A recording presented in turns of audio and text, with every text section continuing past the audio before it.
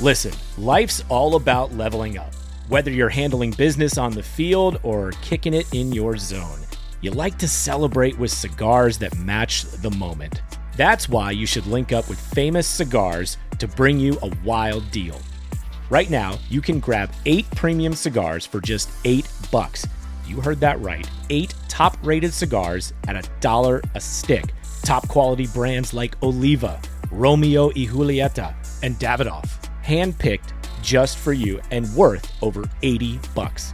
Hit up famouscigars.com/cam and lock in this exclusive deal. While you're there, check out their insane selection of premium cigars, all shipped fresh and fast from their massive 20,000 square foot humidor. That's half a football field. Famous Cigars has been in the game since 1939 and still family owned. So celebrate every win with the folks at Famous. 8 cigars for $8. famouscigars.com/cam.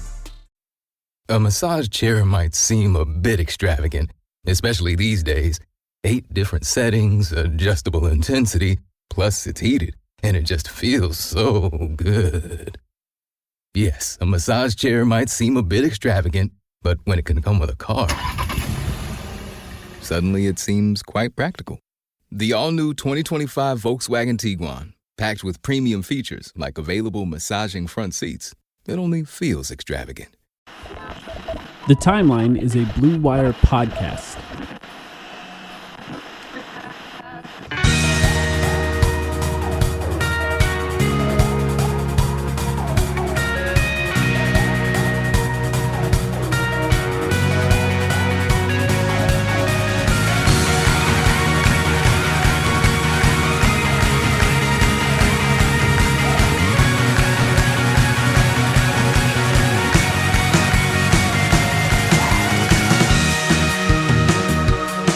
Welcome to the Timeline of Phoenix Suns podcast. My name is Mike.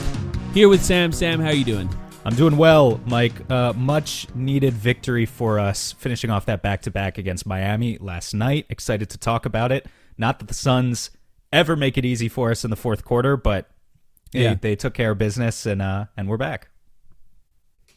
Yeah, it's if you looked at the road trip and you said which is the game that the Suns are most likely to lose, you probably would have said the second night of a back-to-back in Miami after playing in Orlando the night before. And somehow they went into Orlando and got a bunch of bench production for the first time in what feels like a year, and beat a struggling Miami team who now I think has lost 7 in a row.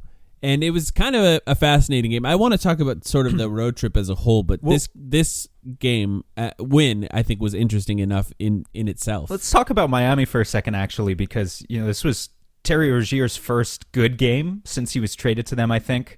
A trade that they made halfway through their current skid. So they had already lost 3 or 4 games in a row. Then they made the trade for Terry. Now they've lost another 3 or 4 games in a row since then. What was the adjective you used to describe them last night online? Did you just say they're very bad? Did you say they were awful, terrible, awful? Yeah. You said something, of course, when the Suns were up by like 25, and then they cut it down. But what has been, like, what's your takeaway looking at the Miami Heat right now? Are they still, because for me, this is not a team that you can ever count out.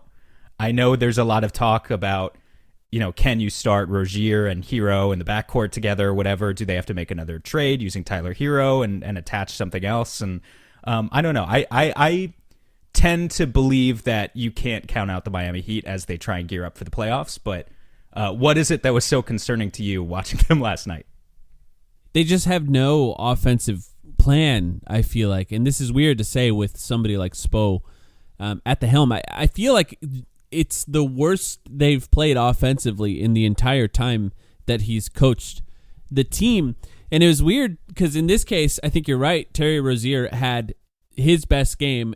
And yet on the other side of that, the Suns were just targeting him about halfway through that game until the end of the game over and over and over again defensively. So even then, when he was finally productive offensively, he became such a pigeon defensively that it really sunk them. I mean, but yeah, if you were afraid of Terry Rozier being a pigeon, don't trade for Terry Rozier, right? Yeah, this is why. Be, yeah. Who was it recently? And we don't have to get into the whole meta conversation, but someone, maybe it was Bill, said that Terry Rozier is 80% of what Dame would have been. And it's like, well, Yeah. you know, Bill, yeah. this team needs offense. So they traded for an offensive-minded player, and whatever player that would have been, whether it's Terry Rozier or Damian Lillard, they would have maybe encountered those same defensive issues on the other side of the ball. But for me, Terry made his 4 threes, a lot of them self-created.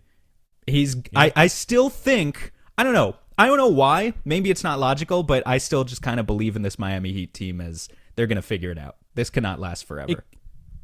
Just to me, it kind of feels like they have 2 Tyler Heroes now. Sure. You know, with Terry Rozier and Tyler Hero, and like that's, I don't know, it's not what they needed. In some ways, Kyle Lowry and what he normally was before he started to, you know, age started to show in his game is more what they needed than somebody like Terry Rozier, but that's not what Kyle Lowry is anymore. Still making this trade was probably the right move. You sound a little bit, I'm just going to point out to steer us back in the Suns' direction, you sound a little bit like the people saying that the Suns did not need Devin Booker and Bradley Beal in the same backcourt, and that really what they needed was 38-year-old Chris Paul, washed up, ancient bone Chris Paul would help the Heat to be a point guard. Yes, he would. And he would also have helped the Suns this year in some sense of significantly cutting down on our turnovers. Doesn't mean the trade wasn't worth it.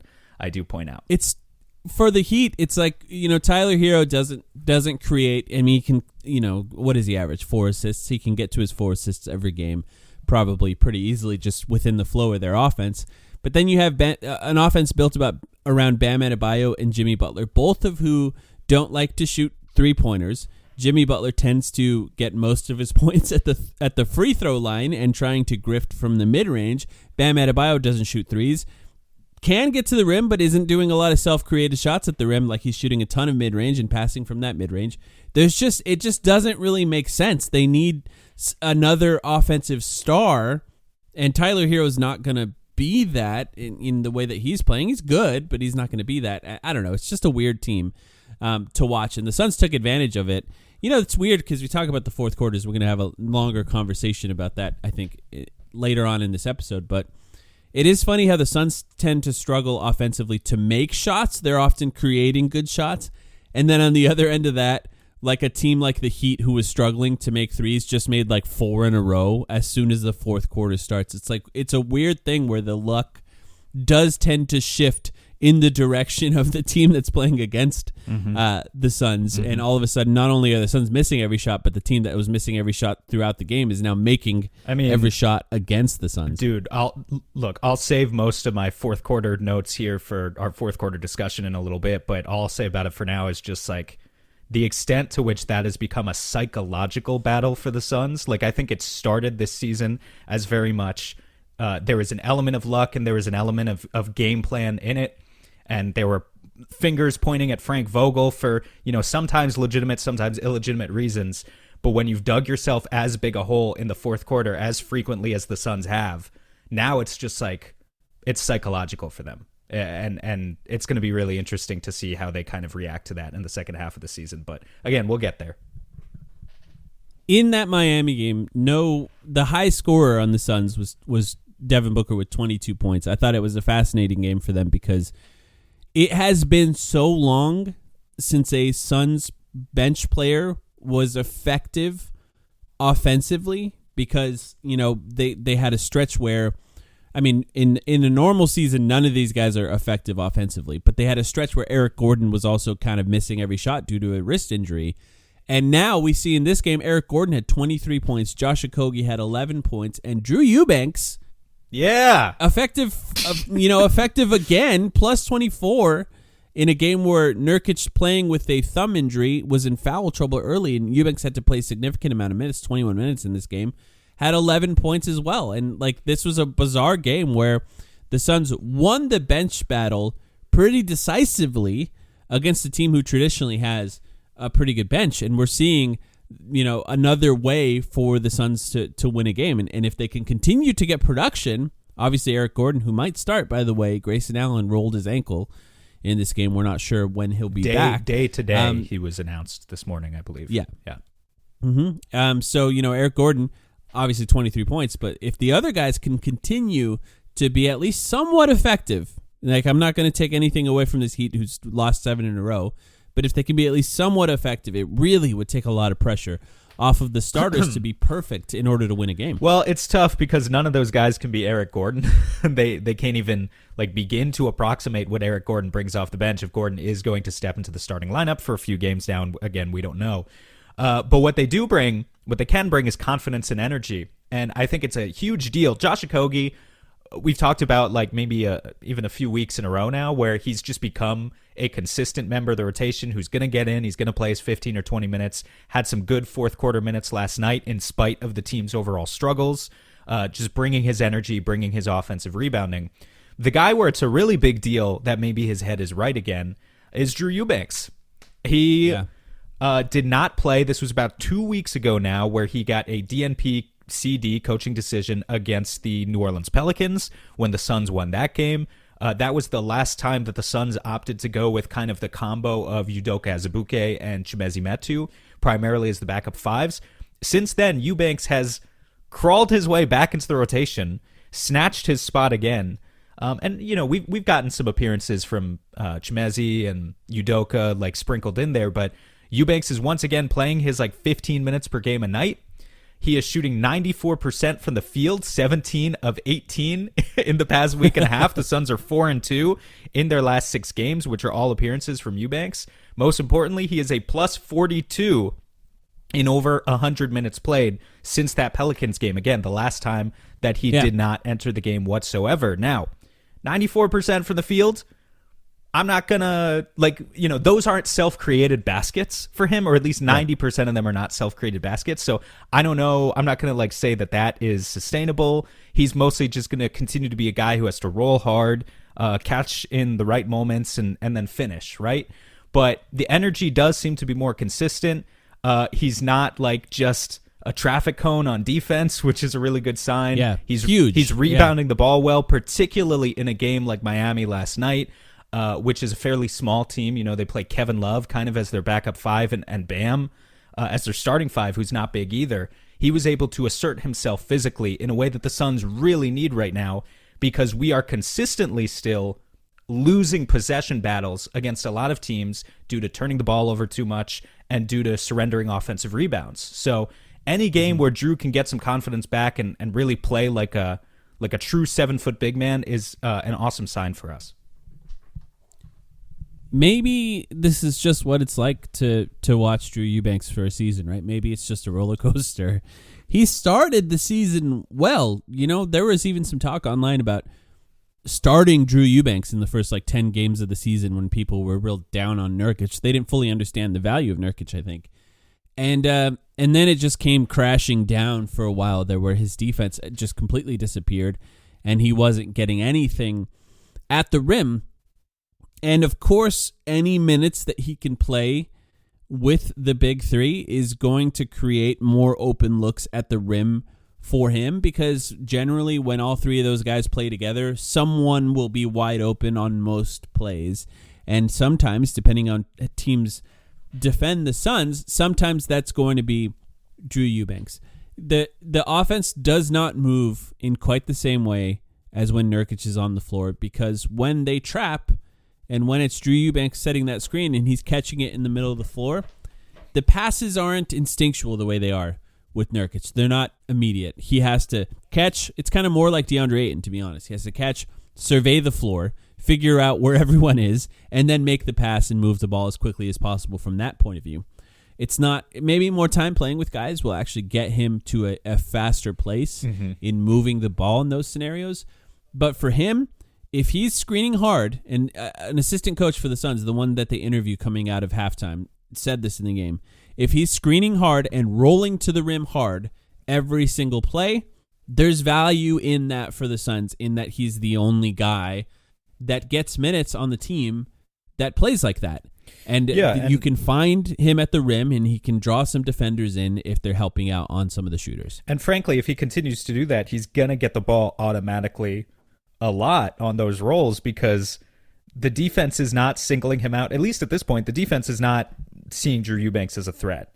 They are going to continue to trap on every Drew Eubanks set ball screen because they see that he's not Yusuf Nurkic, right? And another thing, too, you said that the passing isn't as instinctual when Eubanks catches in the middle of the floor. For the same reason, the Suns can't initiate some sets in the same way with Eubanks on the floor, the way that they can with Nurkic. They can't just put him at the top of the key and run delay sets where he is really becoming the playmaker. The only thing they trust Drew Eubanks to do at the top of the key is a basic dribble handoff, and that's going to force the ball even more into the hands of Bradley Beal and Devin Booker and sometimes Kevin Durant to be the decision makers 99-100% of the time when Drew Eubanks is on the floor. So yeah, he just plays a different role than Nurk, but all the more reason that his screens need to be consistent. They need to be physical, and so far so good over the past week and a half. Hopefully he can keep it up. In some ways, these guys are having their "don't trade me" games right before the trade deadline. Because like, I think we've talked about it in the last few episodes on this main feed podcast, but it's kind of hard for a lot of Suns fans, I think, maybe to fully recognize just how big of a deal it is that the Suns had no consistent backup center minutes that were good. And, when all of a sudden Nurkic comes off the floor and the entire net rating sinks, the entire plus minus of the team sinks, and they're consistently getting outscored without him on the floor at the highest rate of any player on the team, it's sometimes hard for people to recognize when a big man who's not around the ball a lot can impact your scoring to that extent, or the extent that you're getting scored on. Whether or not this level of play from him, 94% or whatever you said it was, of course that is not going to be sustainable, but consistent effort, consistent defense, and consistent screening and rolling, whether or not that kind of play is sustainable over the course of the season, it's going to be a complicated situation for somebody like James Jones and Matt Ishbia to decide on whether they trust that to be more closer to who he has been rather than the real downplay that it's been the last 20 games before that. Because they have to decide before this trade deadline, which is just a few weeks away. They do. And because I think that, we've talked about it, we're not putting point guard as the number one thing this team needs, right? We're probably saying a big wing who can defend in the playoffs and a backup center. Those are higher priorities as far as we're concerned for this team, as far as the second half of the season and going into the playoffs. And right now, he's playing well. I just don't know how much you can trust it. Yeah, and look, like they could still use a more consistent and better backup center, like an upgrade over Drew Eubanks. Absolutely. I'm not saying that, his recent good play takes away from that. But the advantage that Drew has, if we're just talking about him, not wanting to be traded, is that, well, he's still a big body.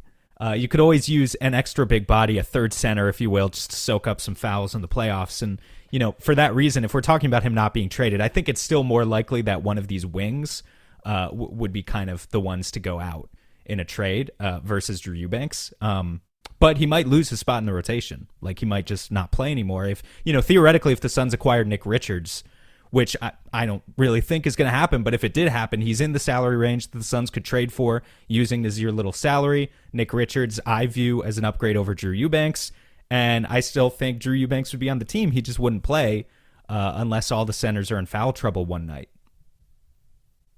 Yeah.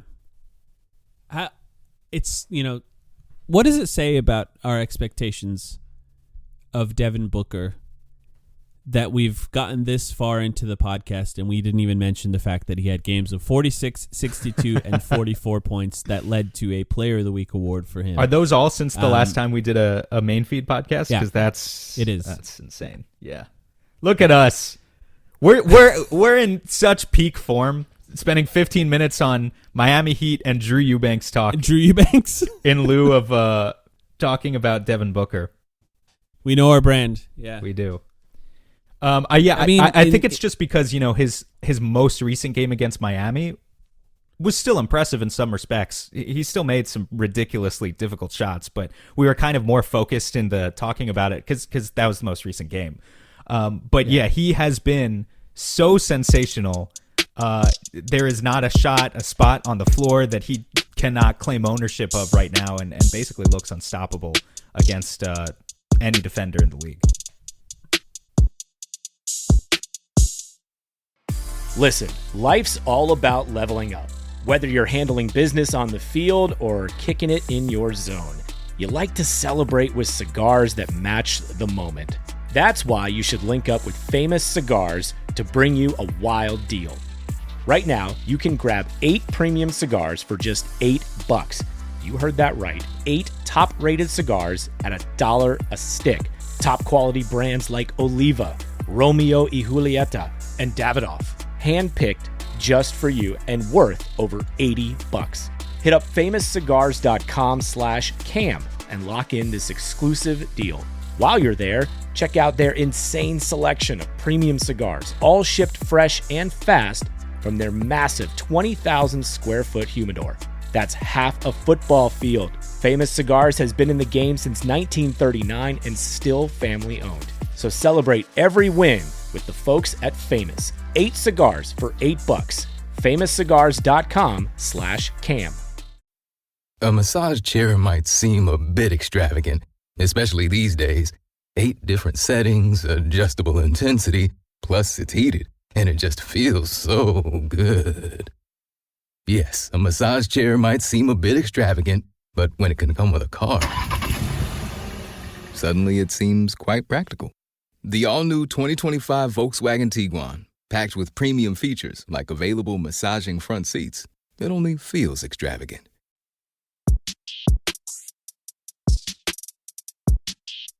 There is an element of this big three, but I think mostly, I hate to leave Brad out of it, it's mostly the combination of Devin Booker and Kevin Durant, where there will be games where nobody can guard Devin Booker, and he's just going to go off. And there will be games where nobody can guard Kevin Durant. They just won't have enough defenders to guard the guys on the Suns, and then Kevin Durant will go off.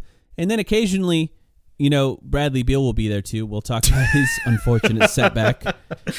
Yeah. He's playing his best basketball. And then Miles Turner tries to murder him. I don't blame him. Miles Turner tries to murder him in the Indiana game. The Orlando game, I'm completely throwing out. I mean, I know it has to count for the statistical averages, but it's like he couldn't see. He could not see. He was wearing a mask where it was like a steampunk mask. It's like when people are like, here's what we look like during our last pandemic, and people are wearing insane stuff, and that's the kind he's wearing a Venetian plague doctor mask from the from the 14th century, and like, okay, now dribble a basketball. No, that game doesn't count, even though he did play poorly. And now it doesn't count for the whole team in my mind, just because of the extent to which that was holding them back. He has a much more stylish, custom-fitted black mask that he's wearing now, which I still think he looks cool as hell. It's true. He looks cool as hell, but it's still going to take some time to get used to. And I just want to remind people of that the entire team's battered right now too, right? Like let's just make a quick point of that. Beal's got his nose. Nurk's got the thumb thing. Grayson just went down with the ankle injury, and who knows where Bol is? Where is Bol? He's been day-to-day for 2 weeks straight with this foot injury, and we're still waiting on Bol to come back. He missed all of There wasn't a game good vibes of the 7-game win streak. There wasn't a game this season I wanted to see him in more than against Orlando, I think. Yeah. It's just exactly. Maybe when they play Minnesota again, I think that's another team where you could use a guy who has size who can play with a center. That's another time where you can do it. But that's the perfect matchup for him in that they play 2 massive guys together, and it's his former team. So you have the advantage of that sort of extra motivation that comes with playing against your former team at their home.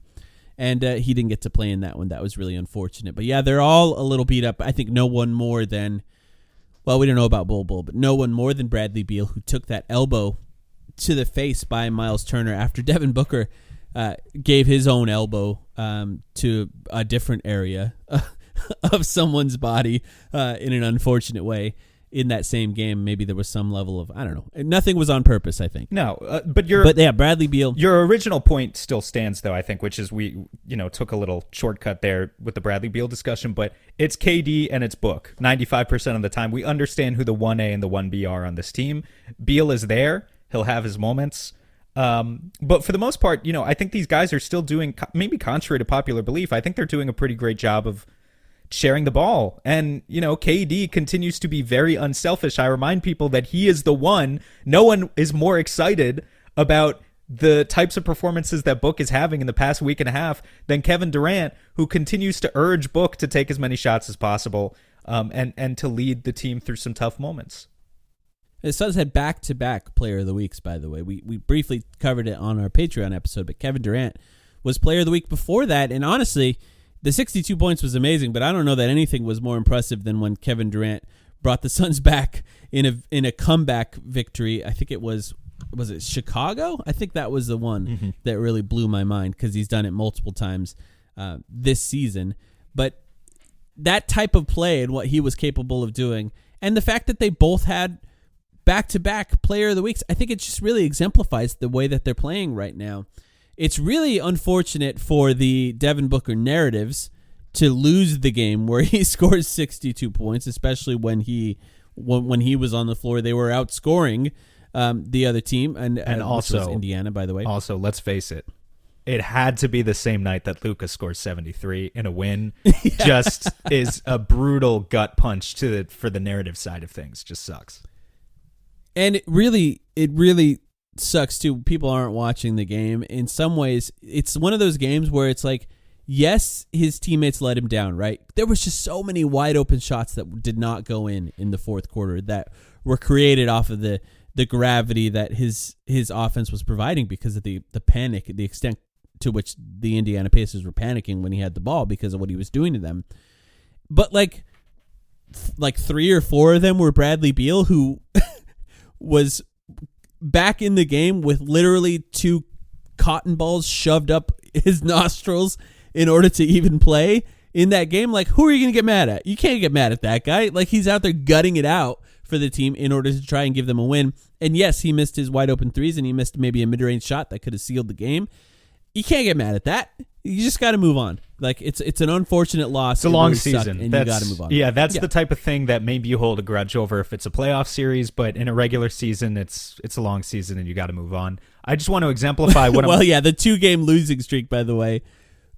Everyone takes any time the Suns are playing well and they lose a game or two. Everyone takes whatever happened in those 2 games to try to diagnose the entire season. Yeah, well, and what's happening with the Suns to decide what needs to change in order to fix everything. Yeah, and it's like, well, it's funny you mentioned that too, because throughout the 7-game win streak, you know, we obviously are positive when the Suns win. We try to be somewhat positive sometimes when they lose too, or at least we try to pull out positive, optimistic nuggets. But the thing is, even when the Suns win, every game they're making mistakes. You can't run away from your mistakes. There are still issues that are popping up even in their mistakes. They're still having bad fourth quarters. They're still having games with a lot of turnovers. But it's like, you know, people just look at the W or the L that goes in the game log, and if it's a win, they just ignore it. It's like everyone could be happy that night. They ignore it. They don't talk about it. But then as soon as there's a loss, you're exactly right. Everyone wants to diagnose the entire season. To whatever happened in that game is the problems with the whole season. Right. To exemplify to exemplify what I was talking about before, I really do truly believe the Suns are doing a good job of spreading the love amongst themselves. Here are their touch stats in January 2024. Kevin Durant leads the Phoenix Suns with 68 touches per game in January. Devin Booker, 67. Bradley Beal, 66. It does not get perfect. Sounds pretty perfect to me. There are going to be games where Book is obviously going to lead that stat, but if it's a night where he's shooting 65% of the 65% from the field and is closing in on 40, 50 points by the end of the third quarter, you know what? Maybe he deserves to lead that stat for that night, and it's really not as big of an issue as some people with agendas are making it out to be.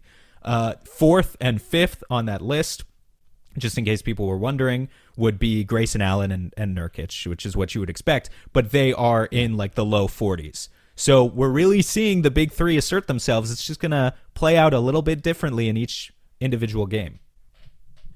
The last thing you want when somebody's hot is for them to turn down shots. They got to take them. And you know what we've struggled with, what we've been frustrated with on this team often is somebody like Grayson Allen turning down threes when he's shooting 50%. Someone like Yuta Watanabe coming in and not shooting any because he's afraid of that field goal percentage or whatever it is.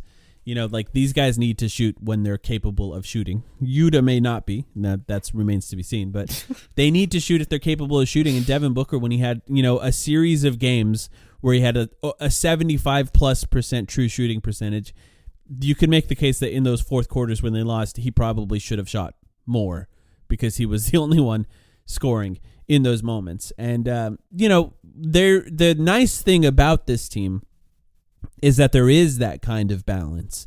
And you will have times where certain guys are capable of going off. And I do think the amount of minutes that they've played together, it's late in the season to say this, we're going on game 48, but they will find ways to balance it out with each other more and more and more as they play together. And you could see it. They're finding each other in their spots even more. Kevin Durant and Bradley Beal in particular, I think, have developed a good kind of chemistry where Kevin Durant's coming around those vertical screens, catching it from mid-range, and right on the money are those passes by Bradley Beal. It's setting him up for wide-open mid-range shots. And, that's going to develop more and more and more, and I think it's going to get better. They're 8-2. Ultimately, they're 8-2. Right, because of that 7-game win streak. They're still in the last 10, one of the hottest teams, other than maybe the New York Knicks, who have the longest win streak in the NBA right now. They're the hottest team in the NBA. But they're also 8-2 in their last 10. Yeah, there's no team that has a better record in their last 10 than the Phoenix Suns. They're tied at the top. So it's hard to really get mad about that. I do think a long road trip is where a team is going to struggle, and we'll see how they do at a game you're going to be at, actually, in Brooklyn. With their next game, which when we're recording this is tomorrow. Probably a lot of people will have listened by the time that game has happened. But yes, I am hoping that my good luck rubs off on New York.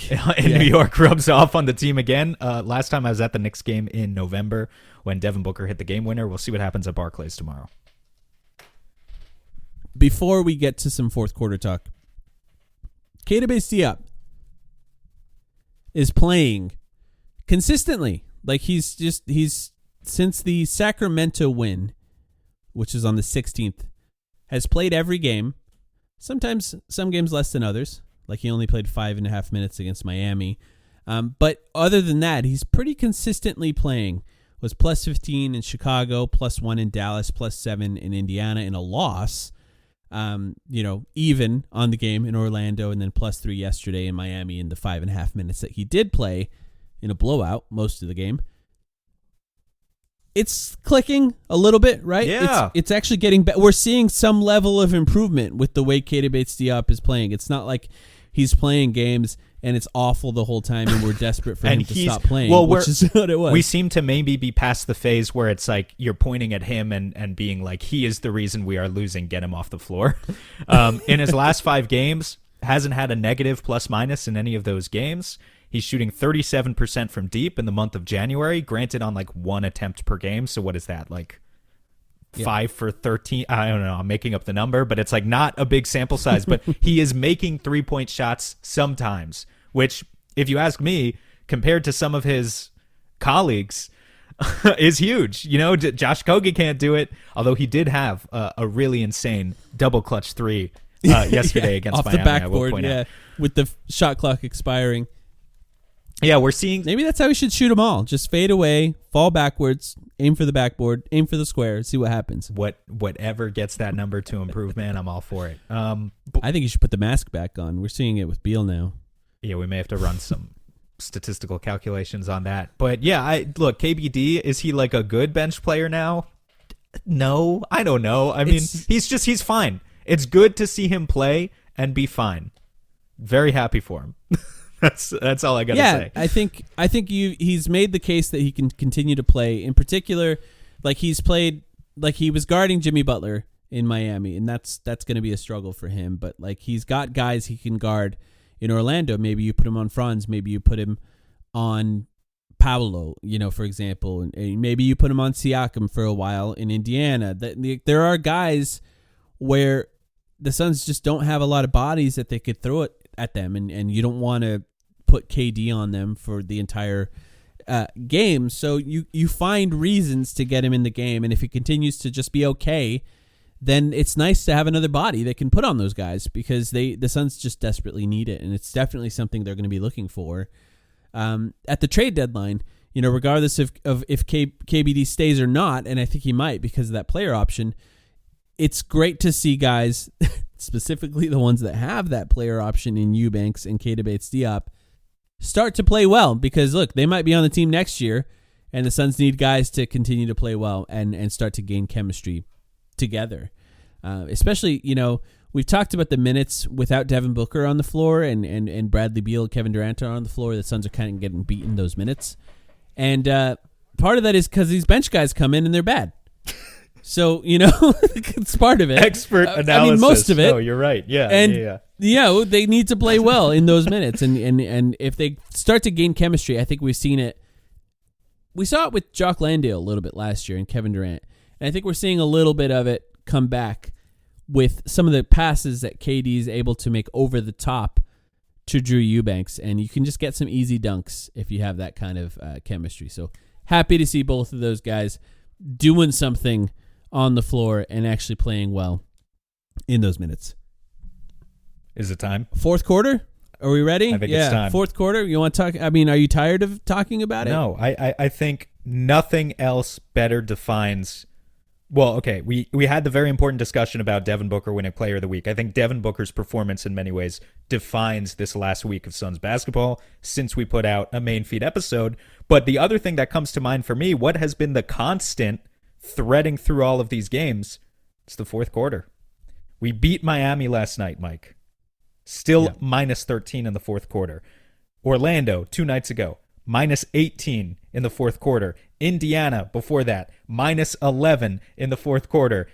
Until it stops being every fucking game, we need to continue to talk about it. And so to that end, I mean, I have my own theories, but you look at it right now, diagnosing what is the issue for the Suns in the fourth quarter. So just in the last 10 games, the Suns are 8-2. We talked about that. The Suns on the whole for the entire game, plus 7.3. This is overall plus minus. So they're outscoring teams by about 7.5 points over the last 10 games. In the fourth quarter, they're getting beat by 3.7 points on average per game. The first stat, beating teams by 7.3 points on the average in those 10 games, that's fourth in the NBA during that stretch. That's a really good stat.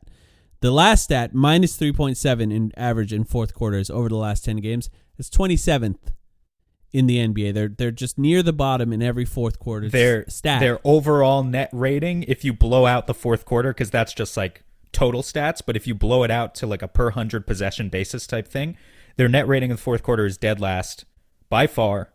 29th are the Miami Heat, 30th are the Phoenix Suns. They're a minus 16.6.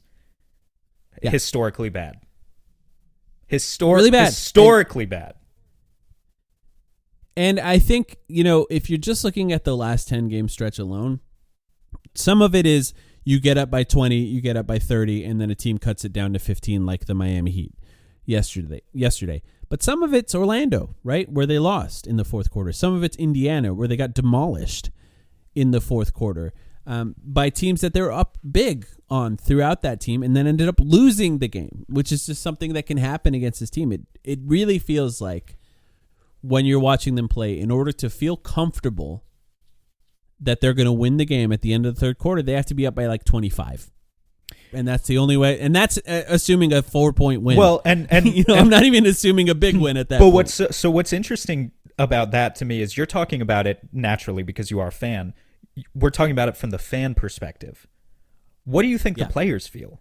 Because the players will... I do think it's, The players will give you this spiel about, they're professionals and they've been in these situations before and they've been in bigger stages, the playoffs, and they know they just need to take care of business. Yeah. A lot of it's a bullshit, okay? The players are not machines.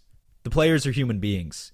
And I think whatever happened at the beginning of this season for the Suns might have just been bad luck. Might have just been, might have been some coaching things with Frank Vogel, whatever. Some of it might have been bad luck. Guys who previously were shooting 50% from deep, Grayson Allen, are suddenly shooting 30, 35% on wide open threes. Eric Gordon doing the same thing. Suddenly you're missing some shots, you're blowing leads. But eventually, the more and more this happens, psychologically, I think something is happening that's very interesting to the Phoenix Suns, where even their star players now are like, oh shit, we have to be up by 15 or 20. Yeah. And, by the end of the third quarter in order to win this game. Like, even they don't believe in themselves anymore, and it's preventing their ability to execute a normal game plan. I think this would be a really interesting case for just like a team of sports psychologists to counsel all of our players on what is going on in the fourth quarter, because it's the total opposite of what happened a couple years ago, the 64-win season, when we just dominated in the clutch time all the time. And you know, Chris Paul very much helping us with that. But now it's like we can't get anything.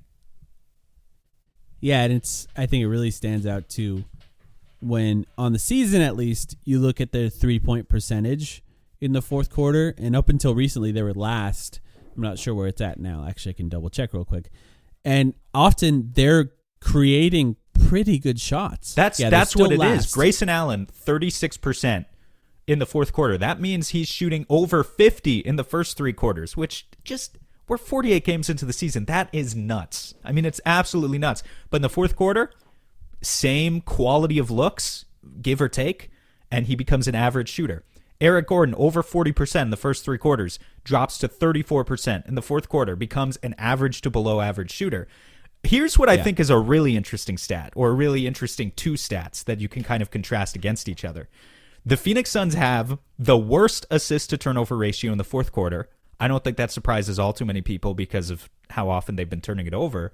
Games like Orlando demonstrating that. But they also have the slowest pace. Worst assist turnover ratio in the fourth quarter, slowest pace in the fourth quarter. Why do teams play slow? What is the benefit of playing slow?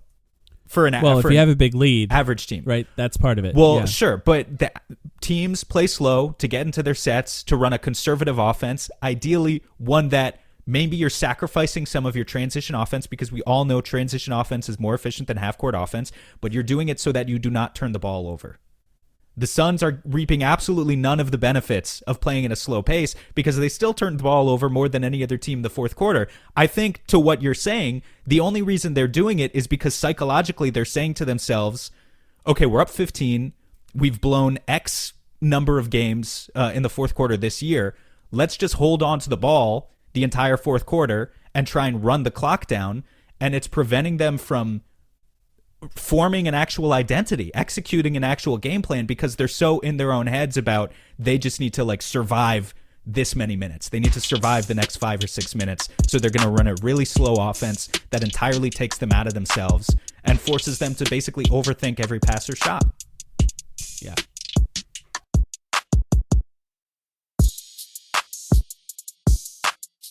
Yeah, no, I do think that it's just becoming like a mental block for them. It's something that they are struggling mentally with, and I think the 3-point shots look at that or really point that out, because they're getting pretty good 3-point shots and they're just not being knocked down by them. And the two things that you talked about are the two things that Devin Booker brought up after these last few games: turnovers and pace. Those are the biggest issues. They're giving them extra shots, and they're not playing their offense to their best ability because they're overthinking what they're doing. I do think there's some things, like the Miami Heat went to a zone for the whole fourth quarter. The whole second half, they played more zone against us than I think easily any other team this season. It was interesting.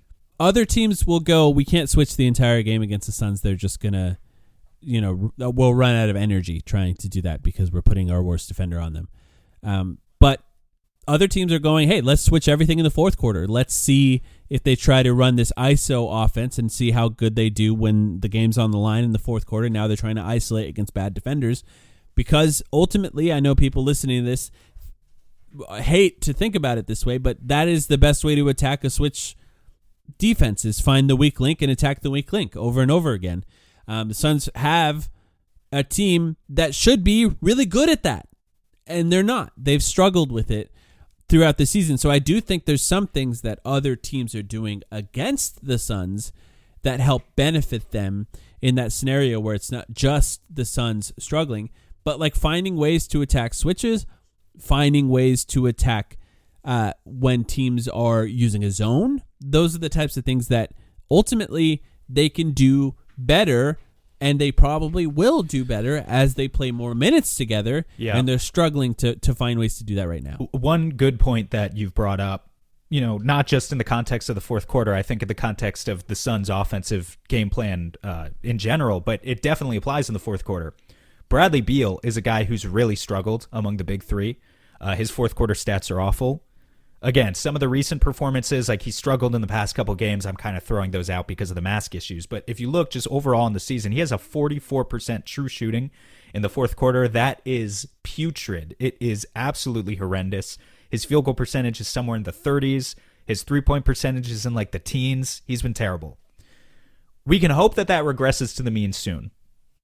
I think, partially it will.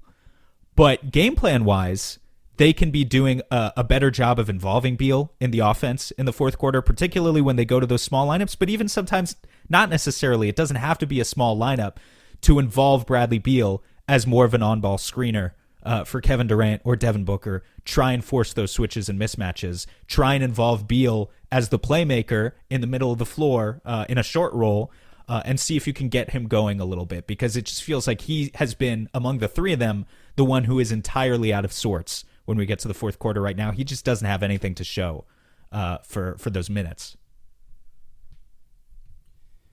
I think you could see it in the Miami game too, where he missed a couple of wide open mid-range shots, and then he hit one, and he was just literally arms up praising God that one finally went in for him. And that's just, I think, all of the Suns player frustrations personified by what Bradley Beal was going through in that specific moment. And he's capable of hitting those shots. We've seen it with other teams that he's been on throughout his career. And it's just, like we talked about, it's this mental thing that's happening with them.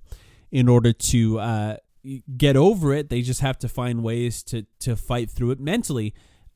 What else can be done, though? I think there is some level of the Suns finding new ways to attack the zone, and I actually think they did some interesting things at the end of that Miami Heat game where they shifted Kevin Durant into the weak side corner, and then they were running just basic pick and rolls on the strong side and swinging the ball to Kevin Durant in that opposite corner, because he's the type of guy who is the most, I think, unfazed in those moments. And by swinging it over to the strong side and then the ball swinging pass to the opposite corner, that's the way to create the most open shot for Kevin Durant possible based on the way the Heat were defending him. And it's so ironic, too, right? Because obviously, KD stands are upset about the fact that he's in the corner or whatever, but, there's an element of, if he's the most unfazed, if he's the most experienced guy, you do want KD on the ball in the fourth quarter. No one's saying, to the contrary. You do want him on the ball in the fourth quarter, creating his own looks.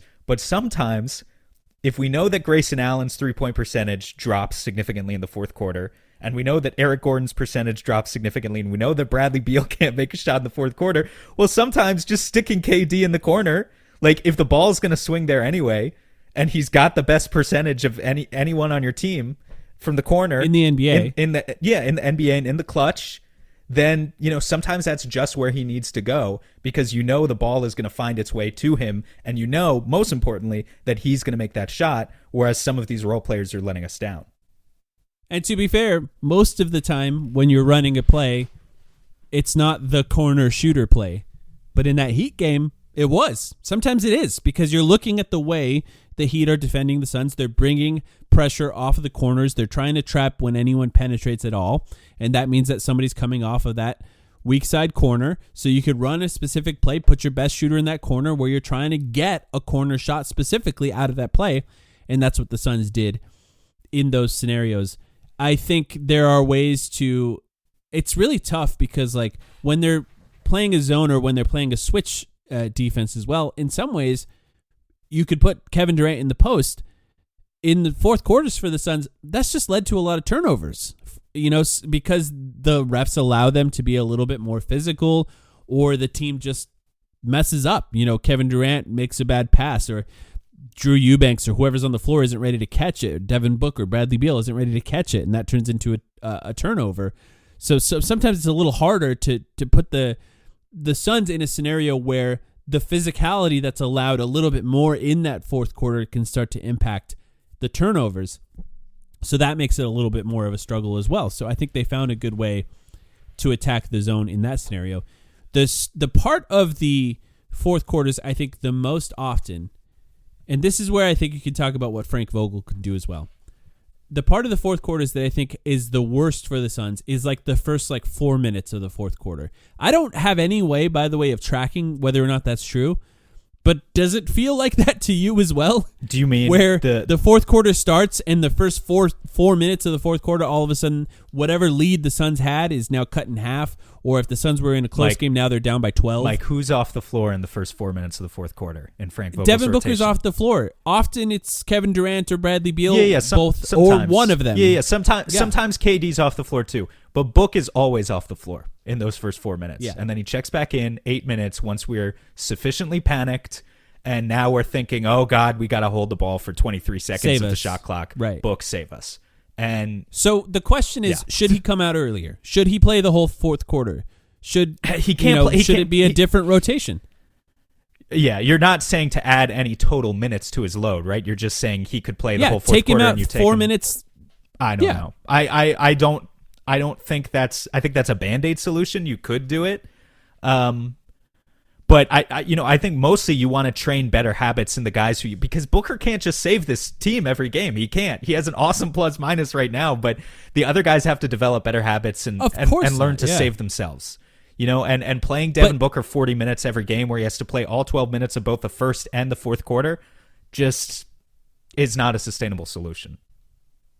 If that moment of the game is a problem with every single game, maybe it's all mental, but there has to be something that can be done with the rotations in order to at least partially address that. I do think there are times when they're up by 20 that the big three should start the fourth quarter and try to push it to 30 so that they can sit later in the game. That might make it hard if it still backfires, right? And now it's an 8-point game anyway, and now all of a sudden you don't have the ability to playing them all the fourth quarter. You have to sit them in the middle of the fourth quarter to rest. So I understand what makes it difficult for somebody like Frank Vogel, but I think they should probably, and they have played with it a little bit, by the way, because I think Kevin Durant was coming in later. Now he's playing the whole fourth quarter, and I think that did start to address it, specifically in that 7-game win streak. But even in those games, they're struggling. So, yes, go ahead. No, I mean, I was just going to say, who knows who it's going to be? Who knows if it's going to be anyone, but maybe it's the fresh infusion of talent, whether it be trade talent or buyout talent at the deadline that is going to address those minutes the most. And I don't know. I mean, if that's going to be Royce O'Neal or Nick Richards, then I think it probably doesn't address that problem all too much. But again, if this is mental, then maybe just having a different guy out there could make all the difference for the Suns. I think Nurkic would help because I think it's tough because I think the Suns are trying to work the rotations in a way where Nurkic is closing the game. Nurk has to condition himself better and also not foul out of the games too early if he wants to be able to play those minutes. Of course. I mean, he hasn't fouled out that many times, maybe twice. He fouled out recently, right? didn't he? Like a game or two ago? Yeah, he did. But it hasn't been like a huge problem for the Suns the way that Portland fans trained me to believe that it was going to be. But by the way they talked, I thought he was going to foul out every single game. But if we're going to get to a point where maybe Nurkic isn't closing the games, like just isn't closing at all, because I do think he struggles at the very, very, very end of games when it's close, because he doesn't finish well. Ultimately, that's really the problem. So it's tough if they're defending him in a way where he's the guy that they're going to let try to shoot, and he's shooting at the rim and it's going in 40% of the time in the fourth quarter, then that's probably a recipe for disaster. So if we're going to get to a point where he's not maybe closing games, starting the fourth quarter with Bradley Beal and Kevin Durant on the floor, with Nurkic who can help the offense move and help the offense flow, I think it's something that they could look at. And close the game with Drew Eubanks. Let's go. Maybe, yeah. Maybe it could be Drew Eubanks. Or if he continues to play well, or maybe it's Bol, or maybe it's KD at the 5. Like maybe it's something else other than I don't know. I mean, it's Nurkic. Like their starting lineup, their ideal starting lineup, right, where Grayson starts at the 3 and you've got Nurk at the 5. The net rating there has been so good. I think they just want to keep that consistent as a closing lineup too, if they can. Sometimes they'll go to KD at the 5, of course, but it's for me, it's going to continue to leave that hole in the early fourth quarter, and the other guys just have to fight through it and figure something out. Because I don't know how much they want to really like by the end of the season. I think they envision having that one lineup start and finish games and having accumulated several hundred minutes played together. And it's going to be hard to do that if you keep flipping things around at the start of the fourth. Yeah. It's going to be tough, and I'm looking forward to seeing what they do to try to fix that. That the Nets, in particular, just absolutely blew the doors off of Utah, who's been playing extremely well. I think the Nets scored like 147 points in regulation, and now the Suns are going to that game. I know some people are listening to this after that probably, but the Suns are going to be in Brooklyn playing against them, who played really well in their last game. You're going to be there. Any thoughts on that game? I love Barclays. Let's go. It should be fun. Yeah, I love the fact just to be able to go to Barclays for like a quarter of the price of going to MSG. So I'll always vouch for them, or just say again, if any of you are ever tourists in the New York City area, go to a Nets game if it's during the winter. It's way cheaper than going to a Knicks game. As for how the Nets are playing themselves, yeah, like they blew out Utah. But they've also really struggled recently. I think they've lost the vast majority of the games in the past month or the past 6 weeks or so. So, I love Mikal Bridges and Cam Johnson. That's two of their three top scorers.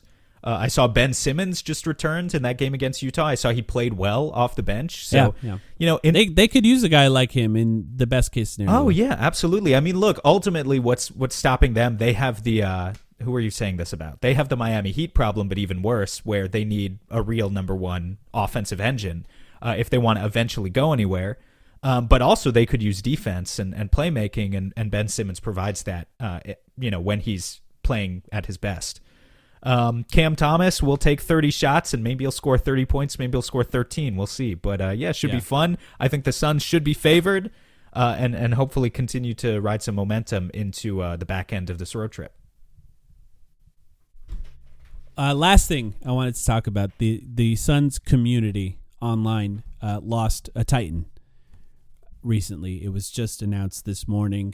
Everyone's devastated about this. Dave King, the managing editor at Bright Side of the Sun, and I think probably for a lot of people, one of the main sources of where maybe you started reading about the Phoenix Suns online, passed away over the weekend after a battle with cancer that he didn't talk about online, which I think is another struggle that he had to deal with without making it public. And Dave has been on this podcast.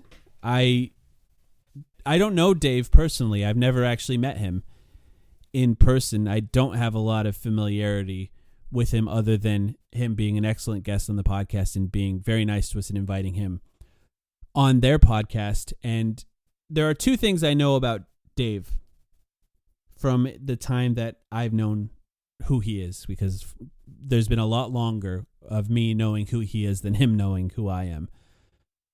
And the two things are, he loves to give people their first chance covering sports. And that's what he did with Bright Side of the Sun. There are so many people that people who are listening to this interact with online that got their first chance at covering the Suns from Dave King. The Greg Popovich coaching tree, very much, in the Suns blogosphere.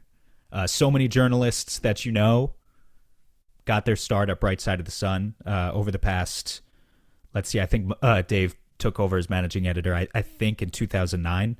So in the past 15 years. I myself was not a credentialed journalist. Obviously, I'm not a credentialed journalist, but I was a contributing writer at Bright Side of the Sun for about 2 years, several years back. So many people. It's an awesome thing to do for people, and it's changed people's lives for the better time and time again over the last 15 years or 20 years, however long it's been. The other thing is he had a passion for sending people to Suns games, to see their first Suns game with Brightside Night at Suns games. We've talked about it on this podcast. We've encouraged people to donate, and I encourage you to do it now because that's what his family has asked to do.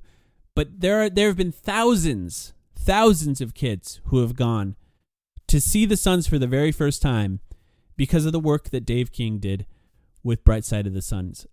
And if those are the two things that most people will know about you, there can't be a better legacy than that. Actually caring about people, changing people's lives that he's met and giving them opportunities that they wouldn't have had without him, and sending people to games who've never had the opportunity or maybe couldn't afford the opportunity to do that. Nothing makes me feel dumber than trying to talk about something serious, on this podcast. I don't feel like it's my place often to say these things, but a lot of what I've experienced online and talking about the Suns has been as a result of something that Dave King or people he's worked with have written.